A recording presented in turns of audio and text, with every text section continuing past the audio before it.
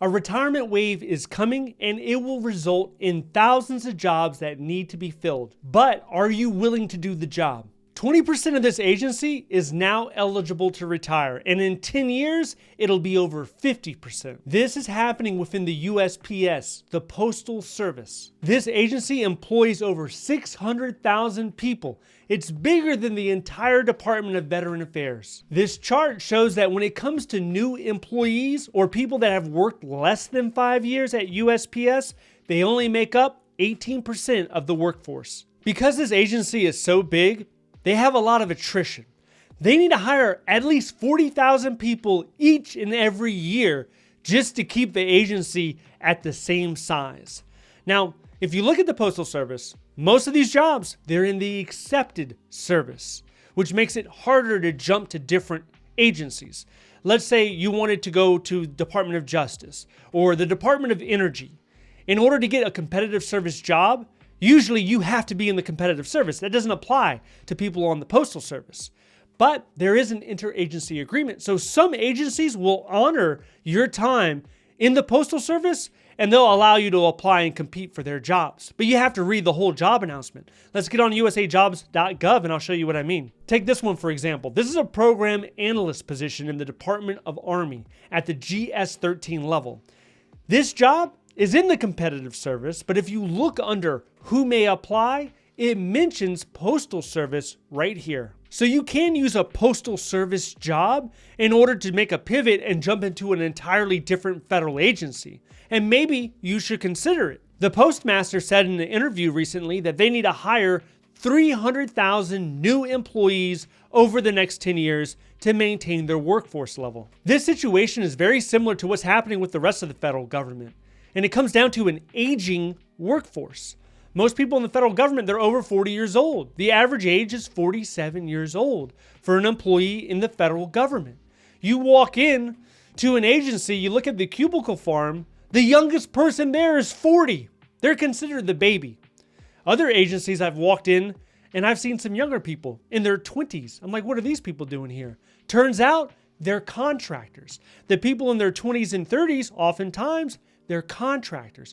Everyone 40 plus, they're actually federal government employees. And since it's an older workforce, most of them are eligible to retire at this point. Now, the USPS has been hiring, which peaked around the height of the pandemic in 2021. But they're renewing their efforts this year and next year, trying to hire even more. This is for career and pre-career jobs. Now, it's no secret, the pre-career jobs is where they're really hurting at because there's no benefits there. There's barely any benefits. But if you jump in at pre-career, you have the ability to convert it into career later. In the last 3 years, the USPS has converted more than 150,000 people from pre-career to career. One of the jobs that's in the most demand is for mail handlers. This is because the size of packages have been getting bigger and bigger, and it requires more effort to manage.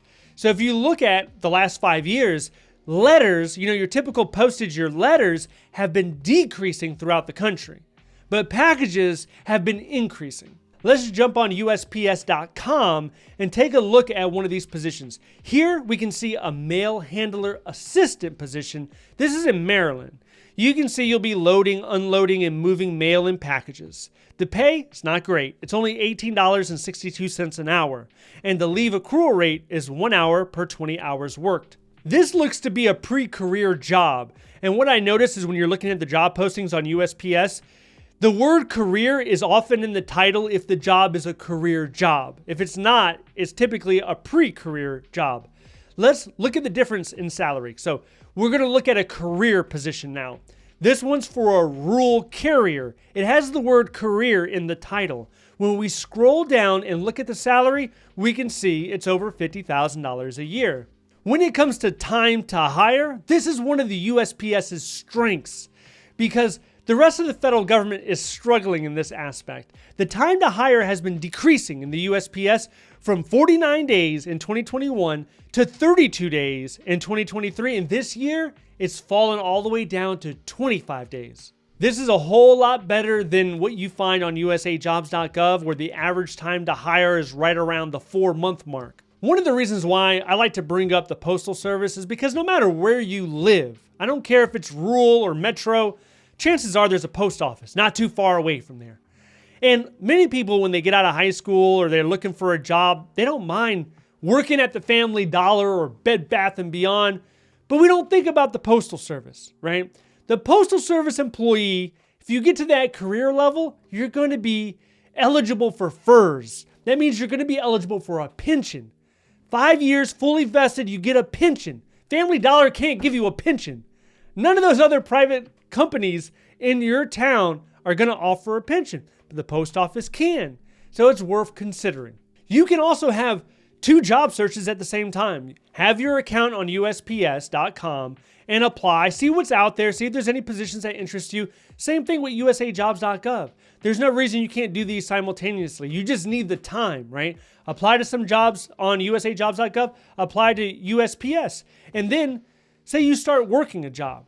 There's nothing that says after a month or 2, you can't quit and take the better job, right? So a lot of people feel tied to their organization or their company. Like, I just started working here. They invested so much time into me when it comes to training and making sure I was up to speed with everything. And I feel bad turning my back on everybody. It's not like that. It's certainly not like that these days. Right now, everyone understands you have to do what's in your best interest, because it's not just you many times, it's you and your family. You have to go where you're being compensated the best. And if the post office is only giving you $20 an hour and you got this position at the Department of Agriculture that's willing to give you $75,000 a year, then it's a no-brainer. You go where you're compensated best for the time and the effort that you put forth.